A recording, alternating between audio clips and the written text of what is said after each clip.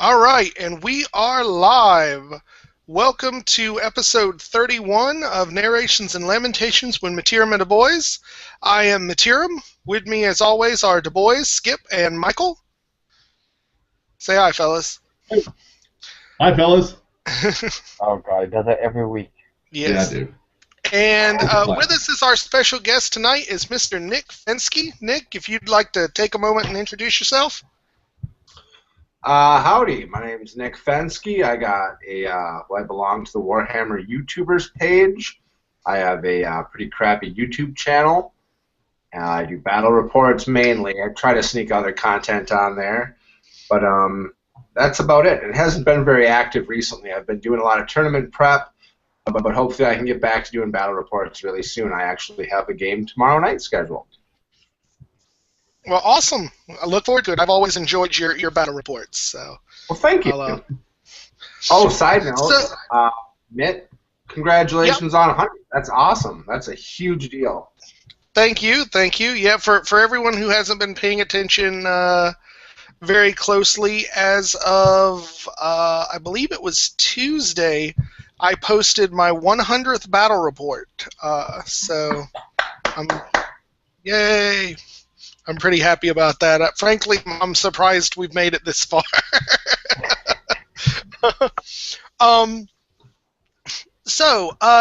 Tonight's episode is going to be a very unusual one for us. This is our first ever rebuttal episode.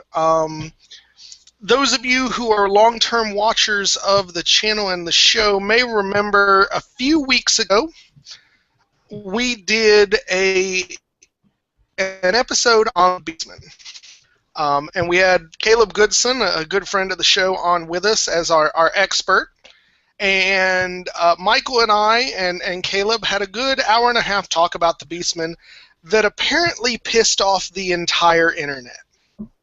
I received quite a few downvotes, some disgruntled correspondences, let's put it that way, and some general unhappiness abounded from the episode. Some a bit about the lackadaisical way that we referred to the book.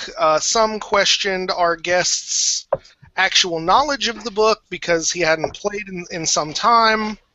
And so I issued an open invite to any of the Beastmen players out there that I would be more than happy to allow a rebuttal episode if anybody wanted to speak up and defend the honor of the Beastmen. And Nick was the only one willing to step up and take that challenge after I basically begged the whole internet. So, so that's what we're going to focus on today. And so right out of the gates, Nick, I'm going to hit you with the heavy question. I'm assuming you saw the episode, so where did we screw up, sir? Well, I think where a lot of the, I don't want to say hate, but where a lot of the negative feedback came from, where I think you guys just started at the angle of, well, the Beastmen are a joke and they're total crap, and then it just kind of just kept escalating, you know? There wasn't a lot of serious discussion on the Beastmen as a whole, and I think they are an army that has a lot of things going for them. In the current meta, if you will, they don't have the tools to deal with a lot of things that are out there, but as a whole, they're a very solid army, and I think when you guys did that episode, you just kind of treated them as a joke, and I think a lot of people, I don't want to say got offended, because, I mean, some armies are worse than others, but the Beastmen have some good stuff, too. I read the responses and the correspondences that I got. I will definitely say that people got offended. It was actually kind of surprising the level of I'll flat out say it, the level of anger that I felt from some of the correspondences and the messages back and forth I got. So that's really the whole point of doing this. Now I will agree with you in to a certain degree, Nick. I think we definitely started off from kind of a silly point. But I do think as the episode went on, I think we talked about certain strengths that the Army has, both in terms of their fluff and certain things that they were good at. I think that the one thing that they're good at that I think we missed talking about is their level and accessibility of chaff. But I think to a certain degree we did. I don't think the episode was a total failure. I think we did discuss some good things about the Army, and we discussed some good ideas where to go from that point. But you are right, and I think we did miss quite a bit. So here is, I guess we'll get started with this. In the current game as it sits in 8th edition, not counting the end time stuff, because we'll talk about that in a second, what do you see as the core competency of the Beastmen army? I think, and have always viewed, well, at least the current incarnation of the Beastmen, as they own all the fundamentals of what Warhammer is. You want to do ranks and flanks and bricks of dudes and moving with chaff and play Warhammer at its purest element without, you know, all the shiny bells and whistles. I think the Beastmen are it. So you feel like they, if not have competitive options at every level, that you feel like they've at least have every piece of the puzzle. Yeah, I mean, again, taking away a lot of the stuff that's going around now, like flying Nurgle demon princes and monstrous cav, and all this outrageous, you know, stuff that's happened since the Beastmen book. You know, I said it before. The Beastmen at heart are like Warhammer at its purest. I mean, you got bricks of dudes that are really good and very consistent in the combat phase, which is what the Beastmen are at heart, are a close combat army. I don't think anybody would argue with that. They are as consistent as all get out in that phase of the game. They have, like you alluded to earlier, a lot of chaff and a lot of things that allow those bricks to get into combat. With the way the game is right now, I think they're a little bit behind because there's a lot of things that just don't let them get into combat or shoot them to bits before they do. Mm-hmm. And just for the record, Skip, Michael, if you guys have any questions for our guest or any rebuttals to any of this, feel free to pipe up. I know this isn't our normal Army book format, but I don't think it's necessary to retread a lot of the work we already did last time. So if you guys have a word to say, definitely speak up. Well, I'd like to say something because I didn't get it. I wasn't on the last show, so right. I haven't given it. Okay, I think that Beastmen are a fine army. I misjudged it, and I'll just go ahead and say it. I actually started collecting them for a while. I didn't think they were all that good, and I got rid of it. And now I regret it because I think that they do have all the tools that you can. You can go in with big bricks. You can have monsters. You can have shooting. You know, you can. I mean, those Minotaurs just rock faced. So you've got a lot of things there, and even the Beastmen lore, if used right, can be extremely, you know, frustrating for your opponent, especially if you're Bretonia. When you turn your mouse against somebody, you know, hey, I mean, I think that they do get a bad rap. I really do. And that's one thing. Oh, go ahead, Michael. I was going to say, Skip, you're not still feeling bad about the whole I brave scream into your unit. You don't have a unit anymore, are you? Oh no, that has nothing to do with it at all. See, and I will agree, and this is something I think I said in the first show, that I really like the lore of the Wild. I think there are a few spells in it that just make you go, what the hell were they thinking? And the signature is questionable, useless at best. But I think there's some solid spells and some solid options in there. Now, the real question is it more useful to the Beastmen than, say, Shadow or Death, or what Beast is the other one they get, right? Yeah. And I think that's really where some of that lore of the Wild gets taken down a peg, because the Beastmen also have access to arguably the 3 best lores in the game. Very true. So let me put this out to you, since we're all newfound Beastmen lovers. The Beastmen, along with the Tomb Kings, up until the release of End Times, catches a lot of crap. I mean, we were guilty of it ourselves. If you look on the forums, generally the Beastmen are ignored or made fun of. What do you think is the main target for that? What causes people to have that reaction to the Beastmen army? Well, I think a lot of people lose a lot of respect for the Beastmen, because I think when people are getting into the game, they do a little bit of online research, they check out some forums, they just do a little bit of research, and they find like, oh, Warriors of Chaos totally kick butt, and elves are awesome, and they just find cooler stuff. There's not a lot of shimmer and shine to the Beastmen. There's really not.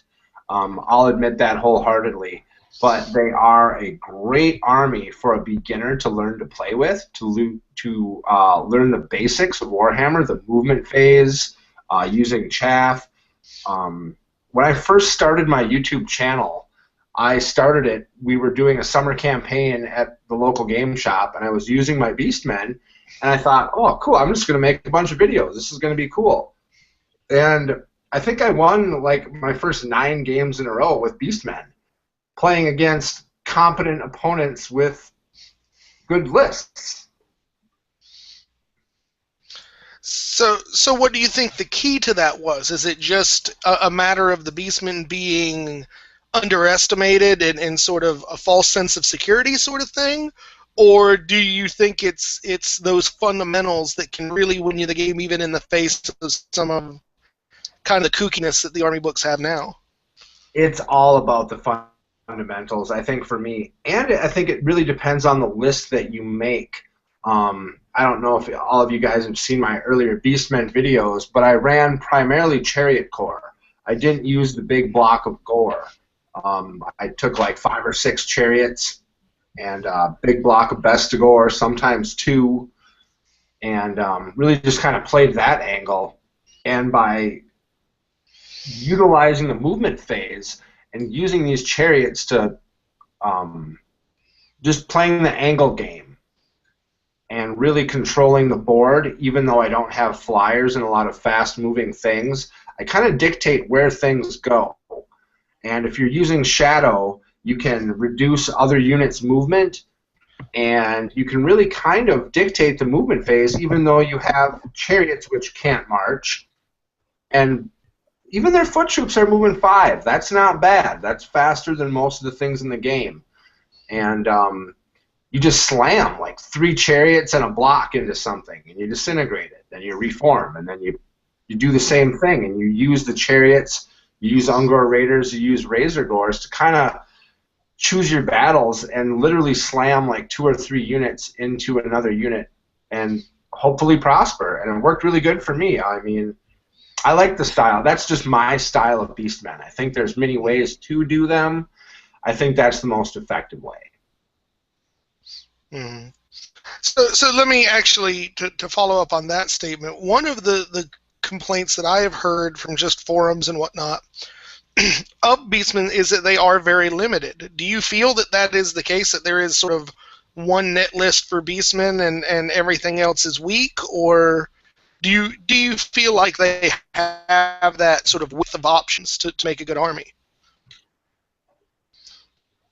I will admit that they are a little bit limited in the fact that most armies get their shiny from the rare section, and you guys touched on the rare section in the last Beastmen discussion. Not a lot of gems there. Not a lot of gems. I've used a Gorgon to decent effect. I've also had a Gorgon shot off the table turn 1. I mean, it happens to all big monsters. And also in the special, in their special section, there's some things that just aren't optimal or barely usable, like Centaurs, for example. You guys touched on those guys in the last episode. just not a really good unit. I mean, they're supposed to be the Cav. They have like a 5-up armor save and a random trait, which makes them worse. I'd like to toss a question out to Michael, because I know that you play Beastmen. I remember you playing Beastmen early on in your guys' stuff. Yeah. And what kind of lists, like, what was your idea, and what did you find from them as you were trying to make lists and win games with them? Oh, well, the best win I've had is taking the Minotaur character wall, basically. Take the ogre strategy of just put the biggest guys I can in a unit and throw that at them. But I prefer using big blocks of gores with Bestigors. Now, the one thing I'll actually sort of knock in on this one that I think is very interesting with Michael is given, well, let's just say the crazy amount of chaff that the Beastman can use, he basically plays with none. Yeah. Like I've brought that point up to him God knows how many times, but he doesn't play with the harpies, he doesn't play with chariots, he doesn't play with the Razorgores, the big Pumbaa things. I mean, nothing that could work as a decent redirector at all. Well, you also got to remember, I don't use chaff in any of my armies. Well, I guess that's fair. But it just with that being one of, I think, the more obvious big advantages of the Beastmen, to not see you use any at all just constantly has me scratching my head. Well, I want to get more Bestigors, or not Bestigors, but Razorgores. They look, well, the idea of giant hogs on the board, that's phenomenal. I love that idea. Right. Well, you got to also admit, though, his Ungor Raiders make up for a lot of that missing half. Yeah, they do. They have proven strangely effective. But the weird thing, and I think the thing that may have lost Michael some of his interest in it, because I think we can all agree that your interest is flagged in the Beastmen as of late. Yeah. Is that you show up to play against ogres, and then you play the Beastmen like ogres. Where you're just like, here's my big brick, let me push it forward and win. And it's like, you're not going to win that against ogres. And it was, like I pointed out when you first started doing it, with an army that is as limited as the Beastmen, you can't really afford to limit yourself even more by knocking out half of their good choices. Well, I think at the same rate, that's my always go-to dwarven mindset of, my brick's going to last longer than your brick will. I might have one dude, but my brick will last longer. Which does not work for the Beastmen. No. So I guess that brings up my next question. As you, Nick, have played Beastmen more than any of us, you say they excel in close combat. Now, what do you think the flavor of their close combat is? Are they kind of a shock and awe where they go in like Bretonnia and they break early and run off? Or should you play them more like the Dwarven style where you get in there and you just grind and you'll eventually win out the war of attrition? Or maybe something in between? I think it's something somewhere in between. How I like to run the majority of my Beastmen lists, again, I don't like to run that big unit of gore.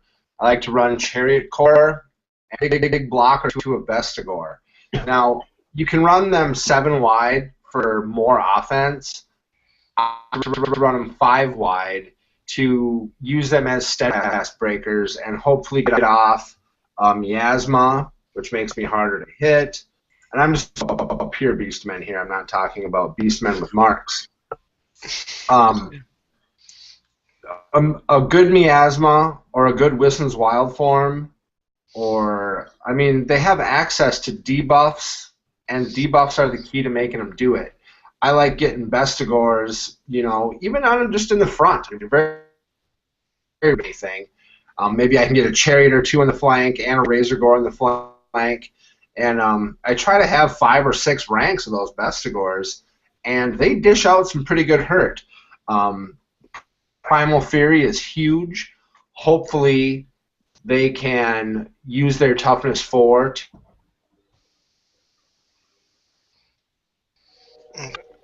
take a loss in return. There's little doubt that a block of Bestigors can put. No. Yeah. Are you guys hearing Nick okay? Because he's breaking up pretty bad to me. No. Nah, you think it just disappeared. Okay. Just for the record, in case he's still listening, Nick is having apparently there's some severe weather over in his area of the country, so was having some issues staying with us, so we may have to continue this a little bit without him and let him pop in when. Yep, because there he goes. All right, well, he'll be back in a minute, I guess. So, I'm not sure where to go with the conversation without our expert. But I guess we can go to the comments. Let's do that. We'll answer some comments. Now, I know I'm getting comments from some folks, and they're not updating because my phone's getting them. That's why I was kind of looking off to the side here. First of all, we got Dark CT just saying congrats on the 100th bat rep. Thank you, Dark CT. It's been a pretty awesome milestone. I'm really kind of surprised that we hit it. And then he just wishes us a good show. And Vince says, Beastmen goo. I'm sure that's supposed to be go, but it looks more like Beastmen goo because he put a bunch of O's in it and says hello. Now, I'm going to have to read the rest of these off of my phone because for some reason they're not showing up on the computer. But Nick Belair said he agrees with Nick that the Beastmen have some really good stuff, but they lack the new toys that all the new books get, which gives them so many different things they can do. So I think the dislike of the Beastmen may be as much aesthetic as based on combat effectiveness. What do you guys think about that? Yeah, I can see that. I mean, you're even armies that like Skaven and stuff that don't have a lot of flashy bits on their models still have more than what the Beastmen have aesthetically. Mm-hmm. Yeah. Yeah, which is a shame because like the things that I love about the Beastmen's aesthetic are all the stuff that's terrible. Right. Like I love, and I've said it before, I love the Jabberslythe, but it's the rules. It's not that necessarily even the concept is bad, but the rules that they do give them have so many sort of annoying limitations. Like their cool madness bubble thing is like, if you're immune to psychology, you're immune to it. It's like, well, name me an army that can't produce a significant hunk of immune to psychology troops. So, feel free to shout in whenever you're actually in, Nick. I know I can see your icon now. I'm not hearing anything from you. The other thing he said, and I'm not entirely sure what he's asking for here, is he wants a skip guest star bat rep. So I don't know if he's meaning he wants you to like come on and like talk with the bat rep for me or with me. Which I'll be honest with is kind of difficult since I do most of the bat reps like late at night. So, Skip actually lives, what you say, 40 minutes from me? Yep, about 40 minutes. So it's hard to pop over while I'm doing the bat reps to get him on. Maybe we'll figure out some way to do like like just get you over someday and do a bat rep from both sides, like a group like Alaska Warhammer Girl and her friend do, where we're both talking over it. That's cool. And then Vince says, can't argue with Doombull. He is fantastic and can truly be built as a monster as very few other heroes and lords can in 8th. I will 100% agree with you, sir. The Doombull is a scary mofo. Oh, yeah. Especially when you pump out him and 2 Doombull friends at 10 attacks apiece. Oh. Right. And I'll tell you, as an ogre general, the Doom Bull is really one of the few characters that are out there that I'm really afraid of. I mean, ogre characters can be very difficult to kill, but I look at like a Doom Bull and I'm just like, I do not want a piece of that.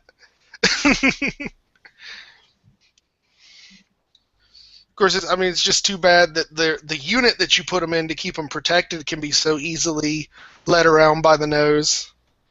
I think Nick bounced again, so... Well, Yeah. hopefully as we continue this conversation, he'll have bought us enough goodwill so I don't get staked to a wall by the rabid Beastmen fans again. I was very surprised at the unhappiness that we received from that. Though I will have to say, before anybody gives me crap for hating on the Beastmen fans, the Beastmen fans, though there was a lot of general disgruntledness from it, I don't feel like anyone was being particularly rude. So I very much appreciate that. I have actually had to ban somebody from the channel recently for being just a rude cockbite. So I like, it was nice that even though we did kind of drop the ball on that, and this show is sort of our agreement and apology for that, it was very nice that the problems that folks had were brought up in a mature and adult manner rather than resulting to trolling and what have you. So that is very much appreciated. Well, you got to look at it. I mean, Beastmen is one of the, if I'm not mistaken, one of the original armies. No, actually, well, it's been around a long time. Not as a solo army. Really? They've only got two. They've got just as many books as the ogres do. They both had 2 books. Oh, okay. They had, like, their first book wasn't even called Beastmen. They were like Beasts of Chaos. And then they got a Beastmen army. But before that, they were joined, like, they were a couple of units in the United Chaos Army that I guess goes back as far as you care to go, but somebody a little bit more in tune with the history of the publications would be better served saying that. But you can look at it that they haven't received a book in so long, kind of like the love for Bretonnia and the love for up to the point, with Skaven. They didn't have a new book. It's been a while. So you've got to really, to play one of those armies, you've got to really like them, to suffer through all, not getting updates here, not getting updates there. So I can see why people got a tad bit upset. Yeah, and I can agree. Like I said, I don't hold it against anybody. I know were I to see somebody, in my opinion, making fun of the ogres, I may very well have responded the same way. That's why I wanted to give an opportunity for us to get it right again and get somebody who, like, I don't want to come out, I don't want to say that Caleb was a bad guest, because he's not. I think we had a good time. He's been on the show several times and he's awesome. But I think that folks wanted a fellow as the expert that had played more recently. And I think that was another big issue. Nick is having an awful hard time getting back on. I told him, okay, we're just trying to fill time and do our best. But so I guess we'll go into this, Skip, since you actually didn't get to rate the army last time. What are your general thoughts in terms of our normal rating system? Well, I think the fluff for the Beastmen is pretty darn good. I think that it's unique. I think they are the true trilogy. So I would give the fluff a definite high 8, maybe a low 9. As far as mechanics, I would probably put them about the middle of the road at a 5, because they do have some good stuff, but they don't have a lot of updated stuff. This is before end times. Right. Right. Fun to play. The couple of times I played them, I did have fun. It's just I didn't think I could do very well with them. The times I played against them have been frustrating but fun. So, and I'm going to be seeing a lot more of them here pretty soon. So, that being said, I would give them, I'll give them about an 8 for fun to play against. Yeah. So all in all, I think that they are worth our time and worth the effort of trying. And I'm sorry I didn't give them enough time and trouble myself. So. So apparently Nicholas Belaert said he considered the Beastmen at one point himself, but if he wanted to play an army where he was mostly playing huge bricks of core infantry, he'd do Empire. He does like the fluff though. I think that's mainly the other issue too, is not that necessarily the Beastmen are terrible if you look at them in a vacuum. The problem comes is that you can't really look at any of these armies in a vacuum. You have to look at them compared to the other armies, and I don't know, and maybe if Nick can get on, if his computer can kill him, I don't know that the Beastmen have one thing that they're the best at. I think you could argue that each army has a very strong point, like one very strong point, even if they're not the absolute 100% best at it.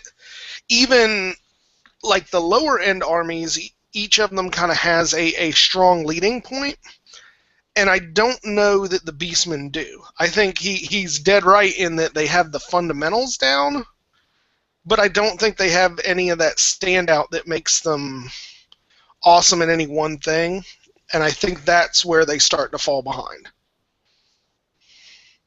Yeah. They just need one phase that they can rock out in. Mm-hmm. I can agree with that. I think. No, you go ahead. Okay. Yeah, I mean, just looking at it, I mean, they have shooting, but they're not overly good at it. They have monsters that they're not, the best monsters in the book. They've got a lot of good core, but you're right. It's just kind of lacking that. I don't know what the word I'm looking for. Kind of like Bretonia, they have the lance formation. They have something that they're good at, and they haven't had an update book. So it's just, I see what you're saying on that. And I think for me too, there's a level of disappointment. Is like the one thing that I imagine the Beastmen should be the best at. The Beastmen should have the best monsters in the game. Mm-hmm. That's that. I mean, yeah, maybe that's giving them with faint praise in that monsters aren't 100% awesome in this edition. But in my mind, when I'm thinking about the Beastmen, I want to see big monsters. I want to see Gorgons. I want to see Cygors. I want to see Jabberslights. The problem is that for any of those choices to be decent, you've really got to discount them in points like 30% or more. Mm-hmm. And so it's a shame to see the one thing that, in my mind, I think they should be really, really amazing at, them just being blasé because of how the book was written. Mm-hmm. So I guess we can talk a little bit about the other big piece that we missed out on last time, and that was chaff.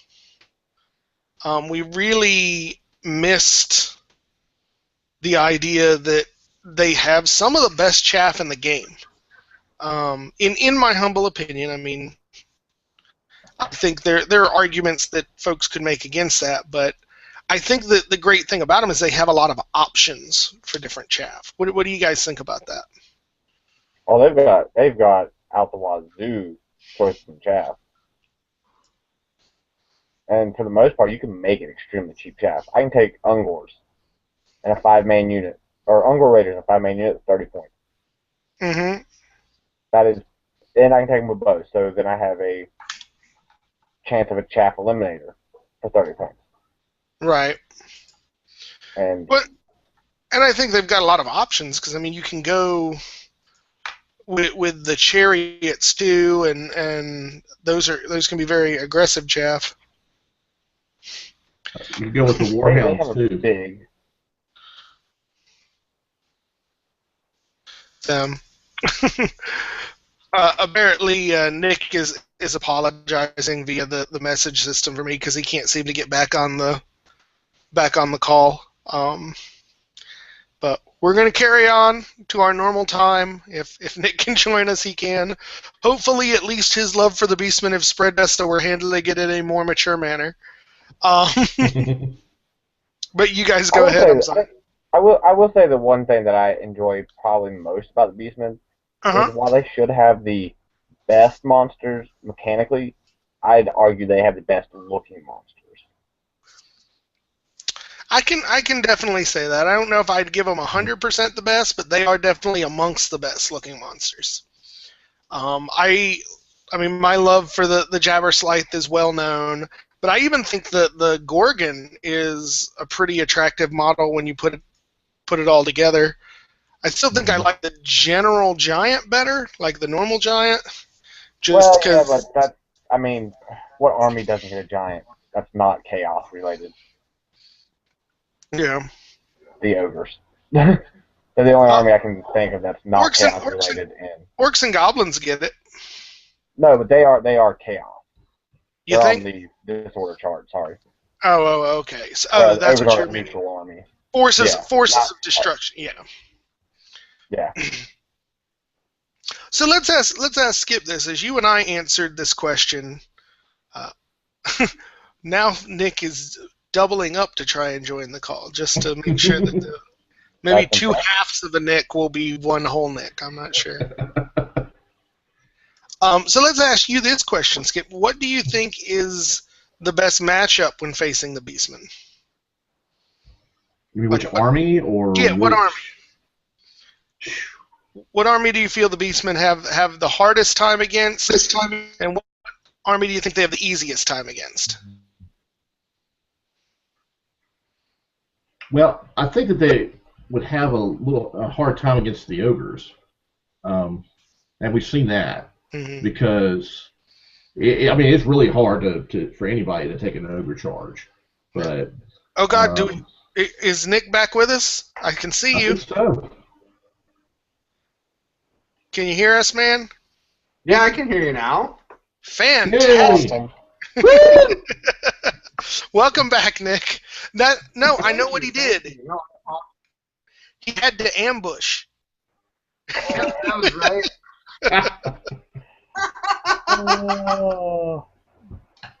That's pretty good. No, I apologize. We're having some bad weather up here, and we just did a computer update on our Apple, and those are always touchy with different things. What were you guys talking about? I'd love to chime in. Okay. Well, we were just going to the point of what you feel is the hardest matchup for the Beastmen to face, and what's the best matchup, the easiest matchup for them to face. Hardest, I would definitely say, is any kind of gun line. It puts them in a bad place. Yes, you can ambush, and their ambush rule, like you guys talked about in your other show, is much worse than the general BRB ambush rule. But a gun line's just hard. I mean, you can march, and hopefully there's something left at the end. That's definitely their hardest. And for their easiest, well, I would say something. Maybe it's not a specific army, but maybe it's just a build without. I mean, shooting really is their bane, because if you have shooting, can reduce their chaff to nothing and can deplete their blocks. And without their chaff and their blocks, the Beastmen, in my opinion, just aren't very effective. So something with less shooting is ideal. Blocks on blocks, awesome. Then you actually get to play Warhammer, and you get to do ranks and flanks, and then you have Primal Fury, and you can come out on top of that. I love playing. I think I heard you guys chiming in about ogres a little bit. I love playing ogres with my Beastmen. pretty fun because they don't have a ton of shooting unless they go like Mega Leadbelcher route. But a couple cannons. The Beastmen don't care that much for cannons. I mean, they don't have much cannon bait unless you're running a Gorgon. Maybe they take out a chariot here or there, but they're cheap enough that you can lose them and it's not detrimental to the battle plan. Right. And at least then, with facing the ogres, you know everybody's going to have the kind of fight they want to have. You just go get in there and slug it out. Yep, absolutely. And you have enough. I mean, against the ogres, you have enough chaff and enough things that you can kind of dance around and hopefully dictate that you get a couple chariots and a big block into that gut star, and hopefully between the impact hits, that kind of tips the scale a little bit because you're going to have more ranks than them. They're not going to be steadfast. They could be stubborn, but that's okay too because that's where a little bit of shadow magic or miasma or something that I was talking about earlier really comes into play and helps tips the scale in those combats. I absolutely agree. So what did you think, Skip? What do you think's the easiest army for them to face? I know you were just saying ogres was the hardest. Does that change it at all? No, I still say it's tough, but I think the easiest, and boy do I hate to say this, but Bretonnia. Because if they can survive the initial hit from the Lance formation, Bretonnia just cannot grind at all. It is not their forte. And if there's enough Beastigors or whatever you got there, and then you throw something in on the side that even disrupts the Lance even more, I think that's not a very good matchup. And then you throw in the spell that makes the horses eat the knights. If you throw that on top of that, it's just not a trifecta that I want to have. And I'll even throw even more than that. I mean, on top of all that, I think the Beastmen pretty hands down win the chaff war against Bretonnia. Exactly. So unless you're just really lucky as a Bretonnian player and getting 12s on those super long charges, the Beastmen are going to slow you down and they're going to redirect you. And they're going to be the ones to pick the fights unless you play it very, very cagey. And so I agree with you. I think it's definitely the advantage is in the Beastmen column on that one. So let's go ahead and get into. I'll check the comments one more time, see if because they are just not loading up correctly. I've gotten like 4 comments, and my phone has gone off a couple of times saying that there are definitely more, but I can't find them. So if anyone has asked any questions and I'm ignoring you, I'm not being a jerk. I promise. I just, for some reason, Google is not loading up anything that you guys are sending in. So, but our first questions tonight come from a friend of the show and honorary boy, Vince Venturella. Question 1. What is the greatest single strength of the Beastmen in their fluff or in their mechanics? Or I guess those are 2 separate questions. What's their best strength in the fluff and best strength in the mechanics? Well, I think their best strength in the fluff, allow me to field this. You go ahead. Their best strength in the fluff, I think, is that in the Warhammer world, specifically, around the Empire and the old world, as it were, that the Beastmen were there long before mankind. They just always have been. They are chaos incarnate. They are as much a part of the Warhammer world as trees and gravel and sand. They've always been there. They live to destroy any type of order or civilization or any type of advancement. Their entire structure is built on chaos. They are definitely chaos incarnate, and I think that's a gigantic fluff thing. They outnumber man by a ton. I don't know the exact number, obviously. I'd be just chucking out hyperbole at this point. But they definitely have the numbers. And if you look at a lot of the other chaos-type armies out there, the not necessarily chaos-specific, but Skaven and Orcs and Goblins, it would be so easy for them to conquer the entire world if they could just come together. But they can't. They're just too infighting. They're too chaotic. And that's a big part for the Beastmen for me, which makes awesome fluff, is that They just always have been. They always will be, and they just can't quite seem to get it done because they're too busy killing each other. All right. Anything from you boys? Love-wise, I think my favorite part is kind of, as Nick was saying, it is the numbers. Whereas the Skaven have just massive hordes of who cares rats. The Beastmen have massive hordes of big, burly dudes who I think in the long run could who could do a war of attrition with the Skaven and win. Simply because the Beastmen are tougher. Mm-hmm. They'll outlast my fight. And what can the Skaven destroy that the Beastmen have? Right. Oh, you blew up my tree. Woo. My tree's gone. Yeah. I gotta say, I think the thing I love about the Beastmen fluff the most is actually their religion. I love the Great Shamans. I love the idea of them looking at themselves as the true children of chaos, and just that shamanistic, very basic sort of tribal religious side is something that I find very interesting with them, even if they don't often put it into words. Every time I think of the Gray Shaman, I have that picture of the of Lion King, the monkey with the staff. That's what I always think of when I think of a Bray Shaman. You know that. I don't know why I think that, but I like that.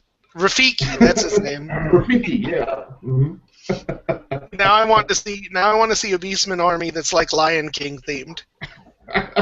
It's sad, but I almost want to make that. Dude, you should do that. I've seen a Beastman army at Wapaka this last year, where all of his chariots, he ran a ton of chariots, and all of his core chariots were just like giant elephants. Nice. There were no chariot elements at all. It was just giant elephants, and they represented chariot. I don't know if he had other Lion King type stuff going on, but it was a pretty cool army to look at. That would work.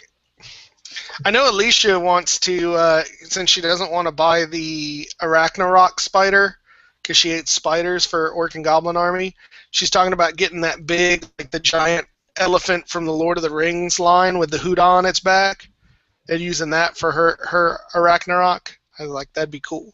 That's a good idea. Yeah, that's doable. Staying on topic here, I think addressing Vince's question with the mechanics of the Beastmen. Mm-hmm. I think it's pretty hard to argue they're a close combat army at core. They can put out a pretty darn good magic phase if built correctly, but the mechanics of the Beastmen rely big time around Primal Fury. I mean, that's kind of what gets it done for them, without a doubt. The sad thing about that is that it's leadership dependent, and if you really want that leadership thing, you have to take a Beast Lord. There's only one character in the entire book that has leadership 9, and that is a Beast Lord. You typically put him in a unit of Bestigors with the leadership banner, and you're casting out leadership 10 for those super juicy, leadership 10 Primal Fury rolls. That's good.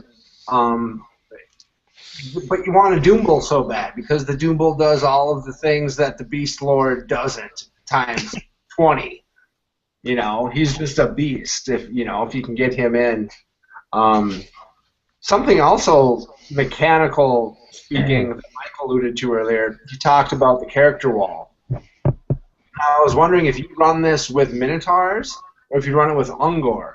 Because I've had a lot of success running a Doom Bull and a Gorbel BSB in a unit of Ungor, and you run them 5 wide and like infinite deep, and you have a Doom Bull and a Wargore in front, and then a champion just on the edge. It works out perfect, and you have this giant thing that people can only attack the Doom Bull or the Gorbel, and you have all this static combat res. Nick, I think I threw up a little in my mouth at that idea. That's so horrifying. Thank you, Nick. Thank you. Now I can couple my love of the Doom Bull and Gore Bull with my love of the Ungors, and I will be unstoppable. Of course, the only downside of that is that they can get picked out by cannons, but I guess most folks aren't buying enough Minotaurs to get Lookout Sirs anyway for... That's right. You know, they do get picked out by cannons. And we're just talking pure Beastmen here. Yeah. I think if you're doing the Legions of Chaos thing, and I'm really tempted to just run a Beastman army with just Legions of Chaos stuff. I mean, you get the table that does amazing things, but not have any other warrior stuff. Just take marks and give your guys the little tips they need, like Bestigor with Mark of Corn or Nurgle. Amazing. A Doom Bull with a 3-up ward save. Incredible. These are the little itsy things that turn Beastmen into an amazing army. And I think you can run, you know, people would frown upon you like, oh, that's a Nagash end times list. But, like, okay, the Beastmen need those marks, and I think the Chaos table helps them out, too, because they don't have a super reliable amount of ranged things, that the Reign of Chaos table adds that little bit of vagary and range stuff, if you will. Well, I know we pretty much since the books originally came out, I think we've been playing with letting the Beastmen take the marks, just because it makes a hell of a lot of sense to us. Were you waving specifically to get our attention, Skip? Did you want to say something? With all that, if Michael gets a hold of that here, I'm just waving the white flag right now. Just take Bretonia. It's yours. Just take it. We're moving. It's yours.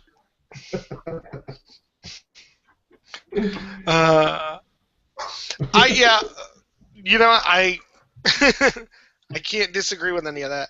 Though I will have to say the 3-up ward save Doom Bull can still be defeated by dedicated enough ogres standing strong until they break. For those of you who didn't see me take on the Legions of Chaos at Brawlers, that's basically what happened. It was freaking awesome. Unkillable Doom Bull in the side. I don't think I did a wound to him, but I ended up after 3 solid rounds of combat winning by 1 just from static res and broke him and ran him down. You get one of those. That's how you take out the unkillable Zinch BSB and the 3-up ward Doom Bull. It's always static res. You know, we did a summer campaign, the same one I started my YouTube channel on, and I started with the Beastmen. And both my friend and I made these lists that were like, you know how you beat us? And I'm not like tooting my own horn, but we are 2 of the more experienced players at the club. And as like a lesson, not a lesson, I don't want to make myself sound like some kind of Zen master, but we told everyone in the club, like, all right, here's how you beat them. You don't shoot at them, you don't do this stuff, you beat them with static combat res. You get 3 ranks in a banner, and you get something in the flank, and they can't do enough wounds to overcome it. They can't. And you end up losing by 2, and you're testing on a blah, blah, blah, and you don't even have to. If you're the BSB, you don't even have to get run down. You just die automatically when you fail your leadership test. So let's go on to the second question here. Question number 2. Senegors. Would they work as monstrous cav? Assuming, of course, a slight bump up in stat and 3 wounds. I think they definitely could. I think it's, you know, the Centaurs don't need to be monstrous cav. They could just give Beastmen Dragon Ogres. And I think that was even one of the things I said during the last Beastmen shows. I think they should have Dragon Ogres. I don't think they're a great fit in Warriors. They make more sense to me in Beastmen. Absolutely, and they originally were in the Beastmen book, or the Beasts of Chaos book.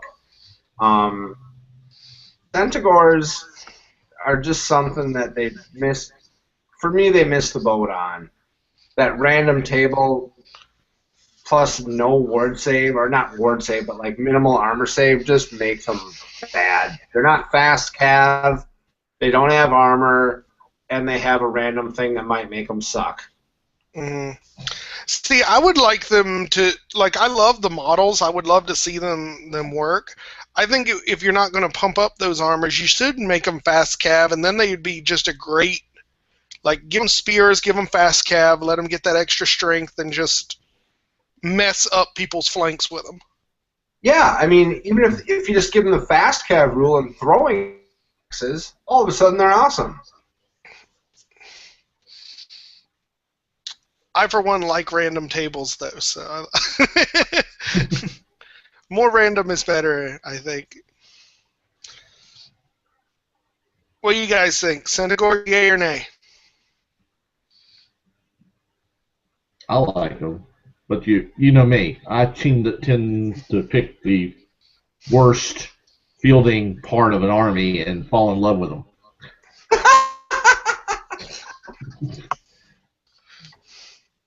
Yeah. I'll just. Yeah. Maybe maybe that's why you're having such trouble at Liskin. Allow me, if you will, Mittierim. I have a couple things, or at least one thing I'd like to say. Yeah, go ahead. In the last episode, you guys did the thing where fix one of the rare units without decreasing its point cost. Mm-hmm. I have a couple for that, because I've run Gorgons, and I kind of like them. Obviously, they're cannon bait, and they have no armor or regen or anything like that. I think your guys were kind of focused on the Jabberslythe, because it is like that super cool model that does not a thing to half of the armies that exist, so it's like completely garbage. I would like to see the Cygor have a special rule. Well, it's two parts. The first part is he has a special rule that he can join units, kind of like a Cauldron of Blood, because he has magic resistance too. So he can join like a unit and take up. You could put him in a Horde of Gore or something, and you could allow to have less models and still get Horde formation. He still has magic resistance too, but give him the special rule that any enemy caster that targets a unit within 12 inches of the Cygor suffers a miscast on a roll of any double. Huh. That sounds pretty solid to me. I'd play with that. Now, not irresistible force, but if you roll like, double twos or double threes or whatever, it's still going to be a miscast and you have to roll on the table. Because fluff-wise, the Cygor is this big anti-magic thing, and all he does is he gets rerolls with weapon skill 2 against things with magical weapons or wizards. Mm-hmm. If he's fighting something with a magical weapon, it's probably going to be weapon skill 5, so he gets to reroll his 5s to hit. Rubbish. A wizard, good luck. Good luck getting that guy in base contact with a wizard. Yeah. Yeah. Oh, you want to fight my wizard? Yeah, he's not in that unit. Yeah. No, but I think that'd be a really cool thing, because the Cygor and the Gorgon are tremendous models, and they're obviously overcosted, but they just failed rule-wise on them. I'd really like to see that miscast deal for the Cygor, because he's like a thing that abhors magic and is anti-magic. What a better rule. Leave his points the same, and he can anchor. He's a mobile stone thrower that can anchor one of your blocks, meanwhile providing magical protection to the unit that he's in, and magical protection to anything within 12 inches of him. I like it. Sounds good to me. Yeah. See, I always got the impression, reading the monsters from the Beastmen section, that they were designed, like that whole book was designed with the understanding that there would be an 8th edition, but they never let the designers in the same room with the book. Like, you get some ideas that some of the concepts are close, but just the way some of the rules match up, it's like they didn't really quite know how it was going to turn out. Well, if you look closely, you can see little glimpses of that. You can see the random. A lot of their magic items are like reroll the wound in the magic phase. The herdstone giving the plus dice helps to mitigate the randomization of the future random the magic phase that's random. Mm-hmm. There are glimpses of like, hey, we're going to design this with 8th edition in mind. But, and correct me if I'm wrong, but was not Ogre Kingdoms the first, or was it Orcs and Goblins the first book of 8th edition? I thought it was Tomb Kings. It was Tomb Kings. You're right. Yeah. Tomb Kings was the first, and they got Monstrous Cavalry. Monstrous Cavalry that was not necessarily overpowered, but that was a special kind of unit that gave the Tomb Kings kind of what they needed to be decent. But then as books came out and they started, it was like a snowball effect with this Monstrous Cavalry, and all of a sudden there's Mournfang and Skull Crushers and one-up armor everywhere, and it just, they kind of got left in the dust. I think that they definitely suffered from that. Mm-hmm. But there are, like I said, glimpses of like, hey, this could be the future of 8th edition. That stuff's there, but I mean, they just kind of missed the boat, and I think I look at the Skaven book, and it's like, why couldn't the Beastmen have a book like Skaven? With 9 pages of FAQ? No, not 9 pages of FAQ, but just like, Beastmen are so reliable on their characters to kind of fill the gaps and do the stuff, but their characters are kind of expensive for what they do. They should have made more accessible characters that add little boons that are affordable, and I think that the book would be in a much better place. So do you mean like you should bring down the cost of all the characters, or should they have like Ungor heroes or something that it's the Ungors are the little ones, right? Mm-hmm. Ungor heroes that are like 25 points or something that you can just stick in a unit and... Yeah, exactly that. I think, you take, like, a Bray Shaman is, in line with most level 1 wizards, and a Bray Shaman compared to any other level 1 wizard is actually kind of much better. Their toughness 4, you can give them an extra hand weapon, their weapon skill 4. They're pretty good. A Bray Shaman for its points is really freaking good. It's still a caster. It doesn't have armor like most casters are, but it's decent in combat and a little tough to take down. They should have made the Wargore a little something. They already have Primal Fury, but they should have done something with the Wargore or some type of Ungor level character like you alluded to prior, Mittierim, that gives a unit like something else. Just something else. I don't know what that is, but Primal Fury's awesome, but something that gives them just a little extra something. I don't know what that is, but like a cheap character that adds some punch. Maybe it's a magical something. Like, take for instance a Skaven engineer with a Doom Rocket. What is that guy? How many points is that guy? Like tiny. I don't know specifically, but it's an immaterial amount of points, really. Yeah. Not necessarily that the Beastmen are renowned for their use of magical technologies or warpstone abuse, but they should have access to something fluff-wise that does something at, maybe not necessarily at range, but just something. They missed the boat with the characters there. You have the crazy dude that rides the thing that does the stone thrower thing. Maybe make him cheaper. where you get like a free D3 stone thrower things on turn 2 or something. Mm-hmm. So the one I got to say that I've always been afraid of, and I don't know his name. Maybe you can help out. Yep. Didn't even have to finish that, did I? No, Slugtongue is one of those guys that if a Beastman player uses Slugtongue, all of a sudden cry foul. Like, oh, that's dirty. Special characters aren't allowed. How can you run that guy? I mean, Slugtongue, all right, I was just at Adepticon last, like 2 weeks ago, and I never played Slugtongue in the championships, the one-on-one, but our very first game, just a quick little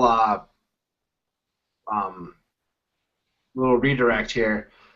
Our list, I did Host of Asterion from the Kane book, which is Forces of Destruction, and I paired with my friend Christian that ran Orcs and Goblins.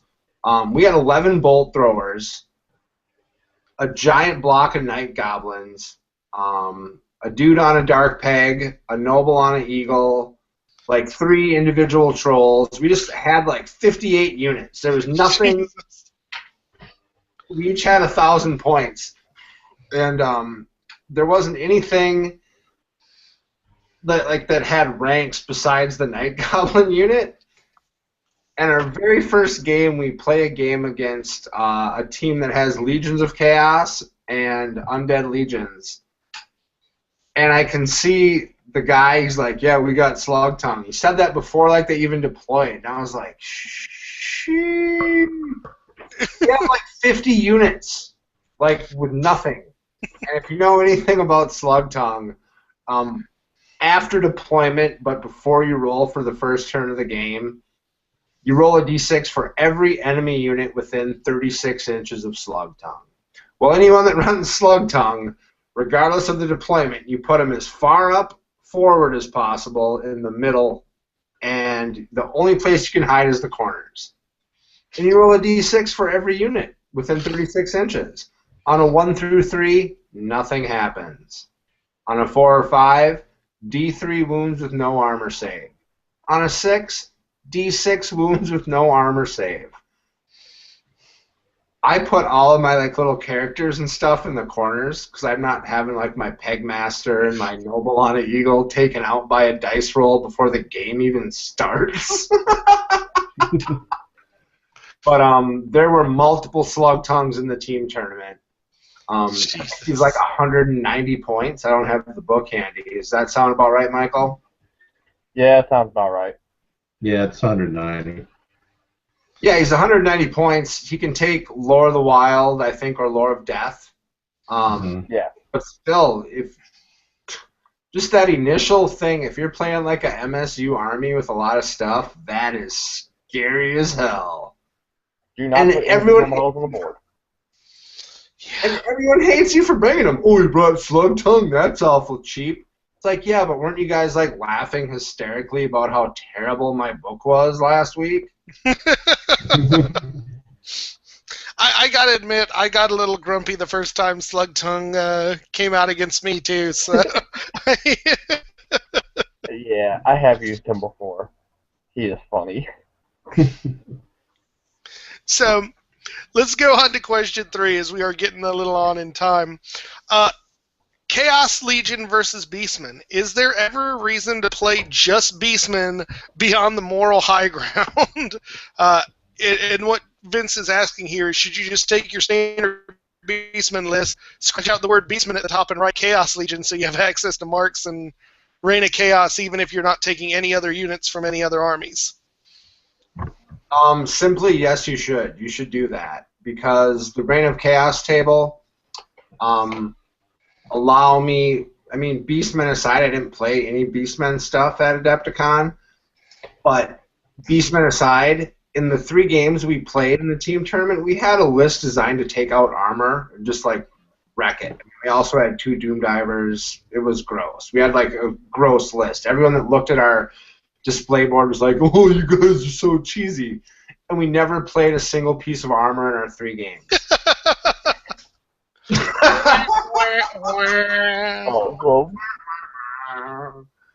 Oh, Not one piece of armor. But we did play the Reign of Chaos table in all of our games. And that Reign of Chaos table killed more stuff in our army than our opponents did with their models.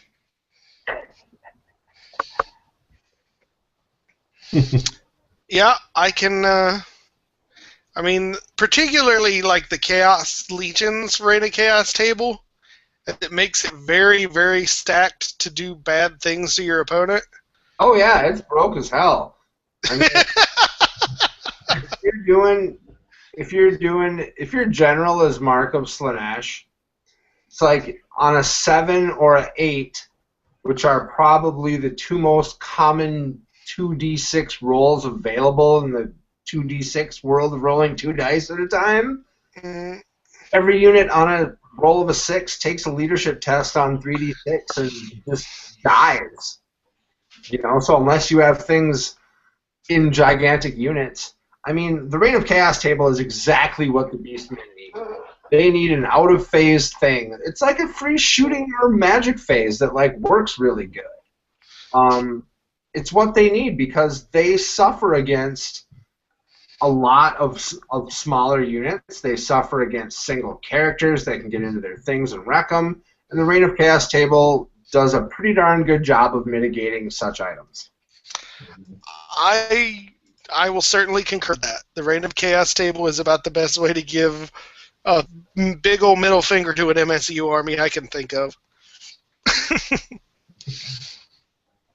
So, yes, Vince, I guess the agreement is across the board is, yes, just play Chaos Legions and not Beastmen. Right, fellas? Agreed. Agreed. You know, Then you can tap into the rare section of an army that actually gets direction, too. no, there's rare stuff, but I mean, you could run a Beastmen army. I think that's what I'm going to do tomorrow in my game, is just take a Legion of Chaos army that's all Beastmen with marks. Just little tiny units of Ungor Raiders with Mark of Slaanesh. That's cash money. That is cash. Mm-hmm. See, maybe it just shows the level of unconcerned I am with competitiveness, that the only thing I've had a thought doing with Chaos Legion and Beastmen is going, yay, I can bring Jabberslights into my Warriors to Chaos list. And then And I it's think so crappy. Yeah, but you know what? I want to paint that model so hard. It's like I think that is actually going to be my next buy after I finish all these Lizardmen I'm sitting on. Is I think I'm finally going to break down and get a Jabberslythe and paint him up. No, it is a super cool model, I'll grant you that. And I gave Michael the insider tip about the Ungor bus with the 2 dudes in it. Mm-hmm. Have fun playing that, by the way. Yeah. Another awesome trick that people do with the Jabberslythe, I don't know if you guys have alluded to it in the past or know about it, is you just fly that thing on the flank of a horde and you show its flank and you just basically sacrifice it and it takes out half the horde on its own. Because every model that hits it takes a strength 5 hit. That's good. It's going to explode. Hey, that's it. I'll mod it with like little suicide bomber bombs on the side of it, and get some of those bombs from the gyrocopter kit. Just strapped up with explosives, man. Yeah. Well, I was figuring if nothing else, because I'm unlikely to buy another like Mutalith Vortex Beast kit. I was figuring I'll get that because it's something I want to paint, and worst case scenario, I'll just use it as my Mutalith. Not that that's. I mean, and plus $85 is a lot to spring on a piece of garbage.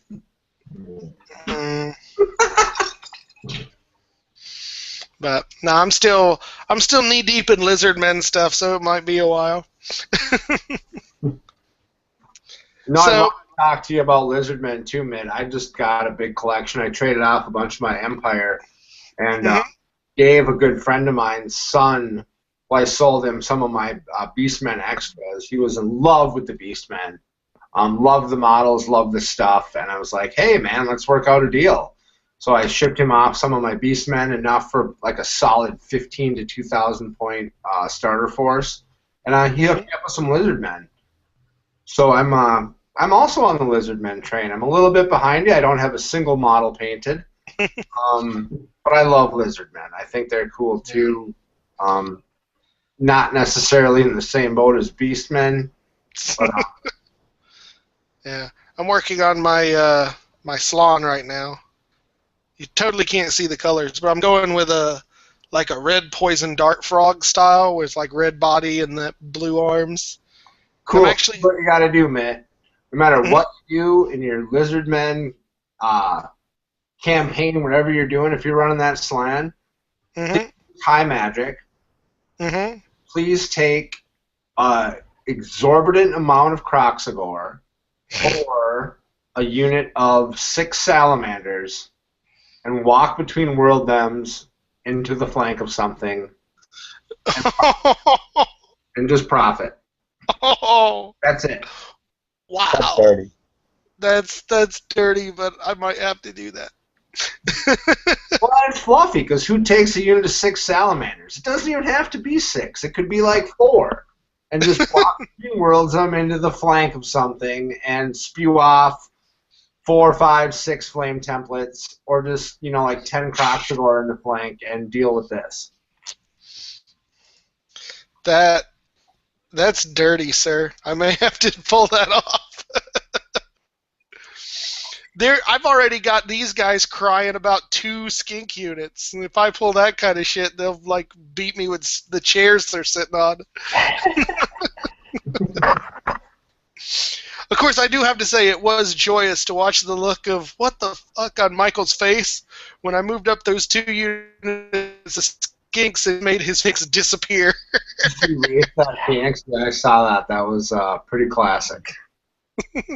Yeah, I did not realize they put out that many shots, and I looked and went, "You're fucking kidding me." Well, it was one of those things. It was a big gamble. Either I was going to kill him, or he was going to live and eat those 2 units, because I had to park him right in front of him. So that was the choice. But even so, Mitt, what'd you have? 2 units of 10 skirmishers? Yeah. All right. That's like half the cost of that Phoenix. It's okay if your plan fails and he eats them both. Well, I guess, but that was the only thing that was doing much anything in that game. I needed those guys. But let's see. Checking our comments here real quick before we get on to our last question. So Vince says, whoa, whoa, whoa. Okay. He says, I was with this conversation until we alleged that the filthy Beastmen could defeat my beautiful rats. Let's not get crazy. Could the Beastmen destroy all humanity? Absolutely. But the Skaven, let's keep it real. Rat fanboys. They're all over the place. If it came down to it, and there are, without a doubt, the rat fanboys, I don't think there's a more apt comment than that, Mittierim. Rats. Skaven players just are really into rat stuff.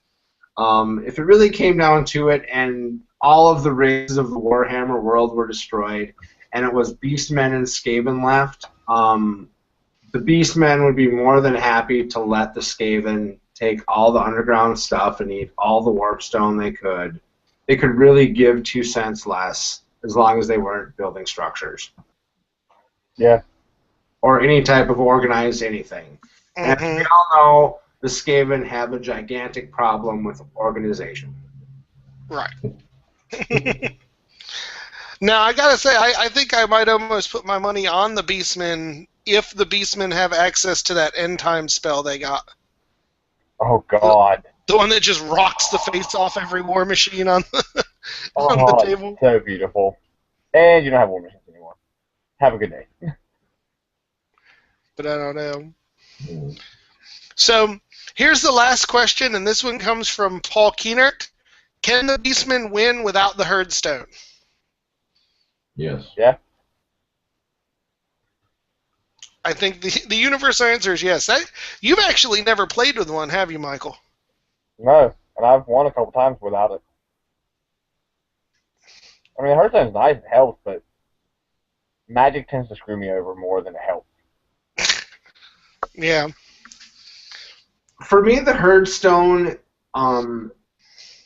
in the dawn of the Legions of Chaos, is like, I mean, the guy that won Adepticon championships ran a Herdstone, or as we call it in our circle of friends, the Turdstone. It's a bit, in the Legion of Chaos, it really shines. It's a tool that the Beastmen can definitely use, but it's not necessary. I've never, if you look back again, YouTube channel plug, if you look back at my earliest battle reports, I never run the Herdstone. I've never run it in any of my battles. It's not that necessary. Is it a tool that can help the Beastmen? Absolutely. Is it a crutch that they require to win? Definitely not. So let me ask you a follow-up question on this, Nick, since it has been issues for various people before. How big can your Herdstone get before it becomes like party foul territory? Well, unless you want to be a definitive asshole, I think that your Herdstone should not exceed the parameters of 50 by 50 mil base and should be no taller than 4 inches. That's a very reasonable answer. Yeah. I could be on page for that. No, It's just I've made and modeled a Herdstone, and it fits on a 50 by 50, and it's 4 inches tall. Can I hide one shaman behind it? Yes. Can I hide two? Yeah, depending on angles. But people that show up with this like gigantic thing that hide half their army behind, hashtag GTFO. I mean, Yeah. not appropriate. That's just not cool. Well, I'm trying to remember the one. I saw somebody's battle report in the last few weeks where somebody literally just had a building they were using as their Herdstone. Like, it wasn't even that it was modeled as a Herdstone, as they literally had a terrain building like this big. And they were just like, this is my Herdstone. It's like, it's bigger than your Gore unit. Yeah, and that guy probably deserves a dick punch. All right, so you've heard it, Michael. That is your restricted size unless you want a dick punch. I don't know if I could build it any bigger than that. My good buddy Al, we both went to Wapaka, and he ran the Legions of Chaos with Lore of Undeath. Mm-hmm. And his Herdstone was pretty cool. He just took like I don't know if it was like 3.5 inches or 4 inches in diameter, but a little like a styrofoam ball you'd get at any art supply store. And he put it on a 50 by 50 base with a piece of like coat hanger or like hard wire. And he called, his whole army was like disco party, Herdstone, dance, something. And it was like elevated, and it blocked like no line of sight. I mean, you could see everything. You couldn't hide anything behind it. And it was just a part of his army. It's like, yeah, I got a Herdstone, and I got 2 shamans and 4 units of pink horrors, and I get 12 dice every magic phase. But you know what? You can see everything here, and if you want to shoot it, charge it, blah, blah, blah, it's all fair game. That's a good way of doing it. It's at least that you don't come off as the total jackhole who's like, I'm totally using this for my advantage, even though it's already pumping out God knows how many dice.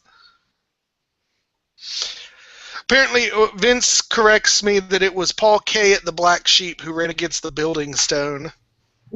So, yeah, so that was at a GT too. It wasn't just, like, that's what makes it even more dick punchy, is that it was actually at a GT. It wasn't just somebody jerking around at home From memory, didn't Paul have like a couple bad runs at that Black Sheep? I don't remember the Herdstone being a building one, but I do remember the giant unit of pink horrors in the Portal game. Yeah, that was some bullshit, by the way. I'll just go ahead and... I mean, and this has come from somebody who is a demon player. I mean, I would have dick punched myself if I had pulled that move at a tournament. Like, I would just have walked up to the table and be like, "Sorry, Paul, I'm about to fuck you over," and then just BAM! Right there in my own groin. Because that... you should suffer. It was a dick punch move, no doubt, but at the same token, Paul had 2 warp lightning cannons that literally, to quote Johnny Dangerously, shoot through schools. Right. And he could have been taking pot shots to those characters with his warp lightning cannons.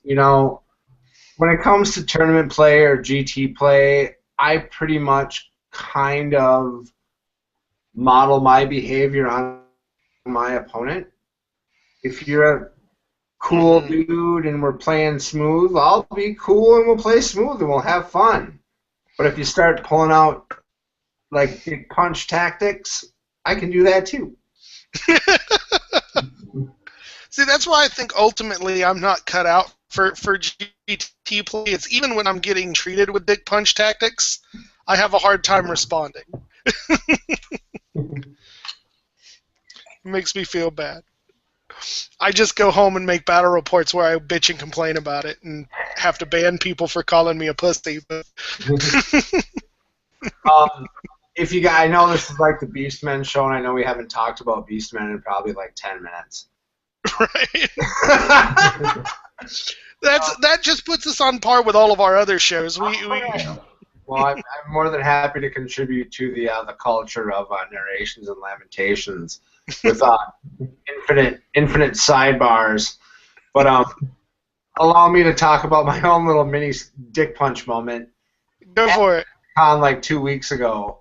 I don't know how familiar you guys are with Adepticon, but they run a pretty much rules as written. It's as raw as it gets. They put out a very specific FAQ for how different rules interact with things. I took a host of the Eternity King list, and I knew there would be multiple Malekiths, Nagashes, and Karl Franzes there. And I knew in my heart that if I did well in my first game, or even 2 games, that I would be playing some of these super characters. I mean, it was literally littered with super characters. Mm-hmm. I took a list, in their little FAQ that they had for all their rules, it said that the Cauldron of Blood granted rerolls to wound to all models with murderous prowess, be it shooting, magic, or close combat. Now, I took a unit of 18 Sisters of Avalorn with a Cauldron of Blood in the unit. A Glade Captain with Hail of Doom Arrow. A Handmaiden of the Everqueen with the Reaver Bow and the Potion of Strength. I had my level 4 Archmage in the same unit with a Noble DSB with Banner of the World Dragon. And directly behind that unit, just far enough where I could still see everything, was a unit of 16 Blade Guard with True Flight arrows. Oh. Let me ask you something, Nick. Did you have this on your standard? Just right there?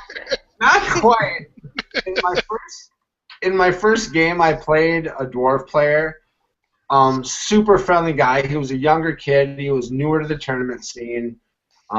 He had like 3 huge blocks, and I looked at his as he was deploying, and I was like, this guy's gonna Vanguard right in my face. I'm totally screwed. But he didn't do that. And instead, I just literally shot every model he had off the table in like 5 turns. Like everything died. Oh. In my second game, I got Malekith, and I was like, yes, this is what I built this list for.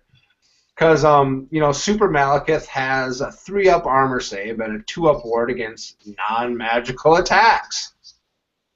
Well, guess what? I got like 40 shots a turn that are magical that are going wound from the Cauldron of Blood. Malekith died his top of 3 charging my unit of Sisters of Avalon on the stand and shoot. I did 7 wounds to him turn 1. Turn 2 he kind of like hid, and I just shot some other stuff and got points because I knew he was going to die anyways. And he flies this guy right up in front of my stuff, and his top of 3 he's like, "Why charge?" I'm like, "Well, I'll stand and shoot." Can't do that. I'm within like my movement. And I go, "Well, I have a Handmaiden of the Everclean, so they have quick to fire, so I get to stand and shoot at you." And it's like, I mean, I've never seen such sadness in my entire life. Oh, that's painful, sir. Yeah. In that tournament, I went 3-2. I lost to last year's Masters champ in Game 5 and another like super awesome player that had a really balanced Empire list. But I did murder 2 Malekiths, like just straight up.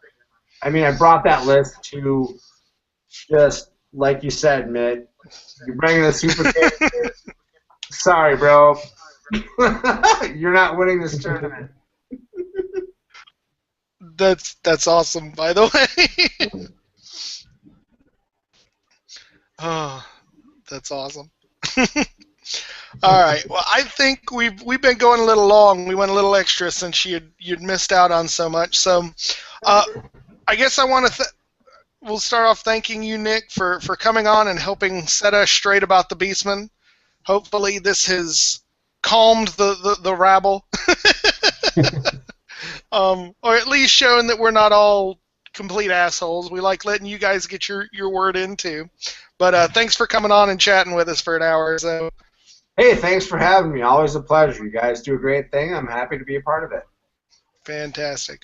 Well, as I'm sure folks have seen, we have started doing practice games for the new narrative that's coming. I think we've got it played out where there's 3 more battle reports of the old narrative to do, which hopefully we'll get to whenever we can actually get together again. Schedules have been hectic. So keep an eye out for those. Other than that, thank you everybody for watching. Fellas, you got anything to say as the last bye-bye? I'd just like to add, please, Michael, bust out that you can do double Doombull or Doombull and Gorbull in that Ungor bus. It's brutal. Like 50 Ungor with those 2 characters and a champ. Yes, I'm going to do that. We're supposed to be getting together for a game tomorrow. Is that what you want to do?